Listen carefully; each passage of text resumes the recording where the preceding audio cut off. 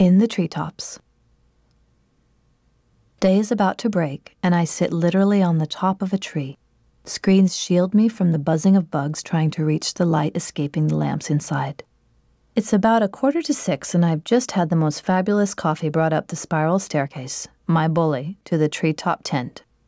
I was up at 4 to practice yoga and finished as my attendant Emmanuel approached my tent. I'd slept 13 hours since 1 o'clock yesterday afternoon, trying to recover from the worst bout of food poisoning I've experienced since the San Francisco earthquake. I nearly went home. Violently sick through the sleepless night, I began, between trips to the toilet, to make plans to get out of this God-forsaken hell. I've made a terrible mistake. I cannot do this. What was I thinking, traveling literally halfway around the globe to a place that obviously doesn't want me around?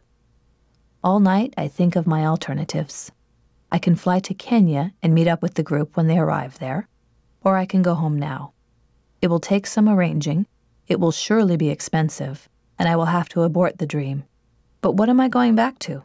A house in ruins from remodeling. There is no reasoning with the nagging realization of failure. I have not yet battled my demons.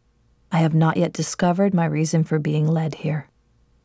These thoughts run through my head as I lie under the mosquito netting, but they escape down the toilet bowl each time I run for the bathroom.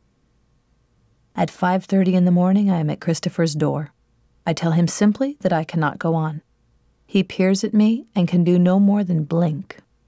We are moving today in just a couple of hours to Tarangire. 2 hours on the tarmac, then 2 more on the bumpiest, most rutted part of the journey. With no sleep, an aching gut, and a wicked headache, I just don't see how I can do it. He tries to reason with me by telling me that it will get better. I am beyond reason and tell him I'm going back to my room. If he has any other ideas, I'll be in my bathroom, throwing up. He's at my doorstep a half an hour later. He tries again to reason with me, but my mind and body just aren't buying it, and I tell him so from behind the net. Then he plays a trump card. He tells me he has a surprise for me at the end of the journey. He has sworn all the others in our group to secrecy.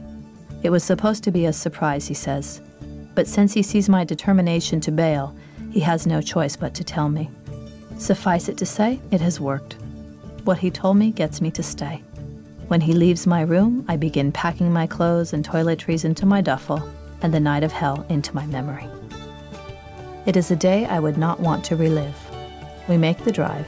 I even manage a joke, though I blow the punchline. My head pounds, my back aches from being tossed around on a rutted road. But when I finally climb those scary steps and Emmanuel puts down my bags, I lie on a most comfortable bed and I am fast asleep. Now it is a new day, and this is when I miss you the most. You would love it here as the quiet of pre-dawn breaks with subtle colors, and I watch from my perch and write to you on my yellow pad. I am ready for the day.